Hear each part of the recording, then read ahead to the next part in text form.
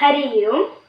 सर्वोपनिषदो गावो दोग्धा गोपालनन्दनः पार्थो वत्सः सुधीर्भोक्ता दुग्धं गीतामृतं महत् प्रसादे सर्वदुःखानां हानिरस्योपजायते प्रसन्नचेतसो ह्याशुः बुद्धिः पर्यवतिष्ठते नास्ति बुद्धिरयुक्तस्य न चायुक्तस्य भावना न चाभावयतः शान्तिः अशान्तस्य कुतः सुखम् इन्द्रियाणां हि चरतां यन्मनोनुविधीयते तदस्य हरतिं प्रज्ञां